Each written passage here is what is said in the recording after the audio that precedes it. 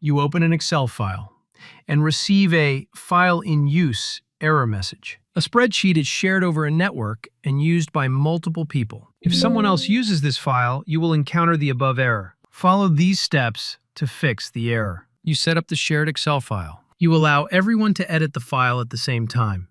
In Microsoft Excel, follow these steps. File. Options. Quick Access Toolbar. Choose Commands from All Commands. Find the item named Share Workbook Legacy. Share Workbook Legacy. Add. Share Workbook Legacy. Added successfully. Quick Access Toolbar. A new icon has been added. Share Workbook Legacy. Editing. Allow everyone to edit at the same time. Okay, shared. Next, check the result.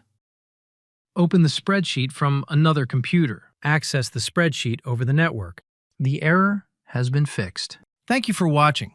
Don't forget to check out more Excel tips on my channel. Good luck.